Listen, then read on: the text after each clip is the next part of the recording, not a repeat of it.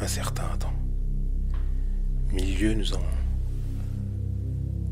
prouvé que il est des choses qu'on ne comprend pas. Nous avons rencontré du monde et ils ont parlé d'un certain oracle. Ils nous ont dit qu'il était ici. Cette porte à demi ouverte.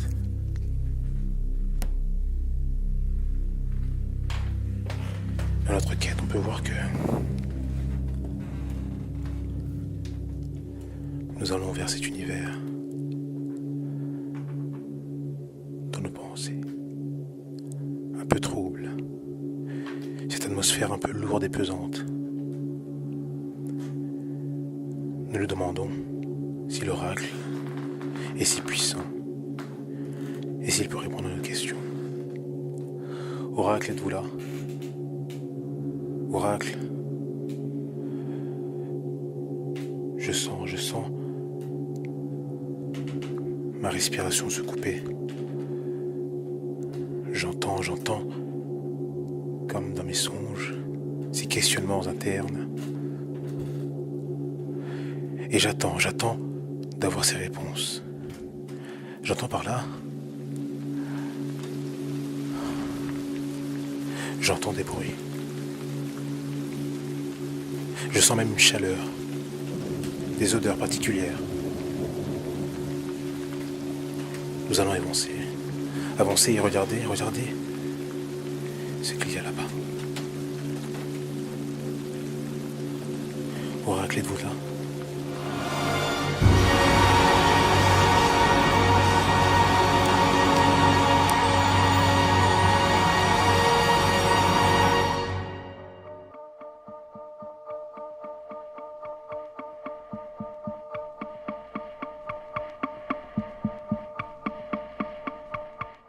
Vous êtes donc venu me chercher.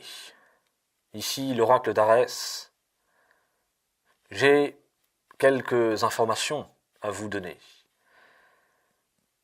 pour cette nouvelle vidéo d'auto-hypnose, qui fait partie évidemment du cycle d'apprentissage de l'auto-hypnose. Je vous avais dit dans la dernière vidéo que l'on pouvait se servir de la visualisation en auto-hypnose pour mener notre travail. Et je vous avais donné une première manière de développer cette imagination et cette visualisation. Quelqu'un en commentaire m'a posé une question, ou plutôt a décrit son expérience, a décrit ce qu'elle a vécu au travers des techniques que je lui ai données. Et cette description a soulevé une question très pertinente que j'avais oublié de traiter. En effet, j'ai dit que ma technique permettait d'accentuer l'imagination et d'accentuer la visualisation. Cependant, il faut bien se rendre compte que la visualisation à proprement parler, c'est-à-dire avoir une image de ce qu'on imagine, non seulement n'est pas une nécessité, puisque nous n'avons pas que le seul canal sensoriel de la vue. Et l'imagination n'est pas réductible à une image ou pas réductible à la vue. Nous avons un odorat, nous avons une ouïe, nous avons même du toucher, et nous avons tout un ensemble de perceptions qui sont aux frontières du tactile, comme la perception d'une atmosphère.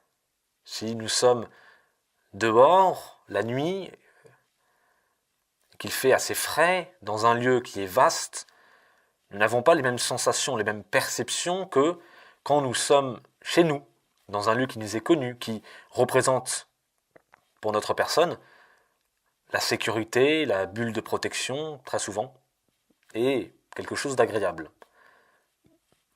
Imaginer être quelque part, visualiser même, ce n'est pas avoir l'image exacte de ce qu'on imagine, ce n'est pas avoir comme une sorte de peinture ou de photographie précise de ce qu'on imagine. Même avec les techniques d'accentuation de l'imagination et de la visualisation, vous n'allez pas avoir l'image précise de ce que vous imaginez. Vous allez avoir certains éléments qui vont se constituer Et quand je dis que cette imagination va être plus développée, que vous allez l'engranger, la déclencher, l'améliorer, ce que j'entends par là, c'est que de manière automatique, c'est-à-dire c'est votre inconscient qui va se mettre en mouvement en quelque sorte. De manière automatique et inconsciente, les idées, les images vont vous venir beaucoup plus rapidement et vous allez être impliqué, vous allez être attaché à ces images, à ces idées, à ces représentations, qu'elles soient purement visuelles ou atmosphériques ou même qu'elles passent par des hallucinations de l'odorat ou des idées d'odeur, des idées de son, des idées même de souvenirs. Tout ça va venir de manière beaucoup plus fluide et vous allez être beaucoup plus impliqué dedans, comme vous êtes impliqué dans un film quand il vous intéresse, comme vous êtes impliqué dans un livre quand il vous intéresse. Donc la personne en question me disait qu'elle ne parvenait pas à voir exactement les triangles ou les carrés. C'est pas grave, il suffit que rapidement vous arriviez à passer d'une forme à l'autre. Alors, je rappelle ma dernière vidéo, je disais qu'on pouvait accentuer et même rentrer dans un état plus profond de transe hypnotique en imaginant des formes et des couleurs, et à l'intérieur de ces formes d'autres formes, et à l'intérieur de ces formes d'autres formes. Que vous ayez l'image précise ou pas, ce qui est important, c'est que vous en ayez l'idée.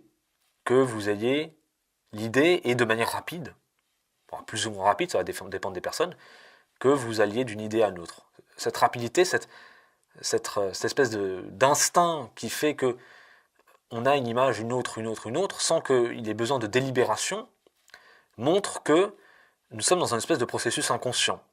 Nous sommes dans quelque chose qui devient naturel, qui coule complètement, qui devient facile. Donc cette personne me disait qu'elle ne voyait pas les triangles, les carrés, les ronds de manière précise. Ça n'a pas d'importance, il suffit d'avoir l'idée, et avoir l'idée, c'est déjà pour moi une visualisation. Par exemple, et je repars sur l'exemple des livres, quand vous lisez un livre, si vous lisez un roman, une nouvelle, même si vous lisez un petit article de journal, vous n'allez pas avoir visuellement, en image, en tête, tout ce qui est écrit. Et pourtant, vous êtes capable de le restituer. Vous êtes même capable, si vous vous arrêtez dessus, de redécrire la scène. Et donc, après coup, de la visualiser. Vous pourriez, par exemple, faire une adaptation cinématographique d'une nouvelle. Même sans qualité cinématographique, vous pourriez avoir quelques idées de scènes, quelques idées de lieux. Et pourtant, quand vous lisez de manière formelle, pour chaque phrase et chaque description, vous n'avez pas nécessairement une image visuelle. Donc, finalement, d'une personne à l'autre, les types d'imagination vont varier, mais globalement, votre imagination, de toute façon, est polymorphe. C'est-à-dire qu'elle passe par plusieurs biais, elle ne s'arrête pas sur une image, comme si vous regardiez une photo. Elle va passer par des impressions, parfois des images plus ou moins nettes. L'important, c'est que vous soyez attaché, lancé dans cette imagination. Finalement, cette attente de l'image précise, nette, est peut-être le corrélat, la conséquence d'une société qui nous donne perpétuellement des images.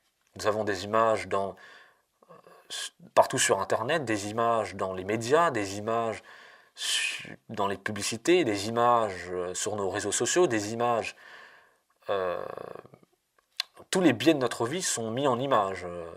Instagram met notre vie en images. Facebook met nos événements en images. Snapchat met nos interactions même en images. Tinder met nos relations sociales en images.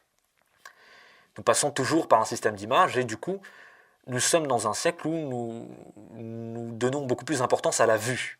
Alors c'est pas forcément mauvais, mais ça peut en effet semer quelque inquiétude en auto-hypnose, et on peut se dire mince, je ne vois pas précisément une image aussi nette que celle que me donne ce monde quotidiennement.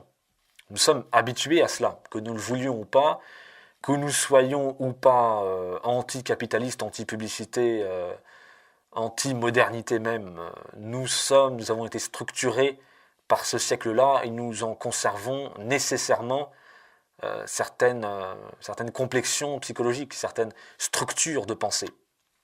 Donc, ne vous inquiétez pas si vous ne voyez pas des images précises. L'important est que vous alliez dans l'expérience, que votre imagination soit lancée, et avec la technique que je vous ai dite, la visualisation, l'imagination vont venir plus rapidement et plus profondément. Cette visualisation, parfois, je peux avoir l'impression qu'un arbre se situe sur ma droite. Vous voyez ? C'est une visualisation différente d'avoir l'idée d'une peinture devant les yeux, d'une photo. Avoir l'impression qu'il y a des arbres autour de moi. C'est une technique de visualisation également d'essayer d'imaginer qu'autour de soi, en fermant les yeux, autour de soi se trouvent des objets. Un objet plus à gauche, un objet plus à droite. Peut-être que devant, parce que c'est ça la différence entre le réel et l'image, c'est que dans la visualisation du réel, il y a la notion d'espace autour de vous. Et la notion de cette sensation de l'espace. On n'a pas les mêmes sensations dans un lieu très exigu, un petit ascenseur, et dans un hangar. Et donc ça aussi c'est une imagination, une visualisation. Imaginez qu'il y a des objets à telle ou telle distance de vous. Et c'est un exercice que vous pouvez faire également en auto-hypnose, essayez d'imaginer qu'il y a des objets à telle ou telle distance de vous. Imaginez un nouvel objet, les yeux fermés, à 50 cm de vous. Ou essayez d'imaginer, sinon, essayez les yeux fermés, de visualiser et d'imaginer les objets réels autour de vous. D'essayer de les replacer dans leur distance exacte, ou alors de distordre ces distances. Et c'est un exercice d'auto-hypnose qui va vous faire vous concentrer, qui va vous faire moduler vos perceptions, qui va vous permettre de rentrer plus profondément dans votre transe hypnotique. C'était donc l'oracle d'Arès, et nous nous retrouverons très prochainement pour une autre vidéo. Je vous laisse avec ces informations et ma page de fin, donc, qui vous présente ma page Facebook. Donc, vous pouvez me suivre évidemment sur Facebook. J'écris de temps en temps des petits textes où je partage des choses que je ne partage pas sur ma page YouTube, donc ça peut avoir son intérêt. Après, si vous n'êtes pas inscrit sur Facebook, c'est très bien pour vous. Il y a également dans cette page de fin mon Tipeee. Donc le Tipeee permet de me financer, puisque vous l'avez peut-être constaté, je ne mets pas de publicité sur les vidéos. Quand il y a des publicités, ça veut dire que j'ai été simplement... que le détecteur YouTube a détecté des musiques ou des extraits de films que j'ai vus, que j'ai mis plutôt. Donc il y a de la publicité, mais ce n'est pas en mon nom. Et j'essaie au maximum d'éviter ce genre de problème, mais il m'arrive parfois de vouloir vous partager des musiques qui me touchent finalement, et des extraits de films qui me touchent, et des images qui font que mes vidéos ont un impact et une esthétique et une qualité, j'espère.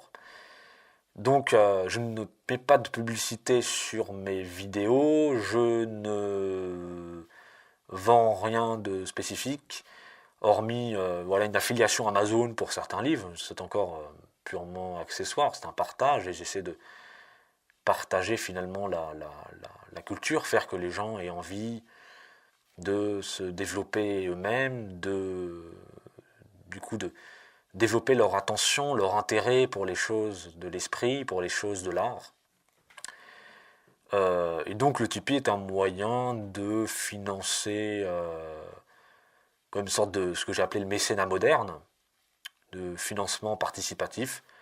Voilà, me soutenir comme vous le voulez, de toute façon c'est facultatif, pour soutenir ce travail, et que je puisse donner un travail de plus en plus conséquent et de plus en plus de qualité. Ça permet également d'acheter mes visages, qui sont ma peau même, et mes visages même, car finalement, je n'ai que ces visages, puisque je suis oracle de mon statut.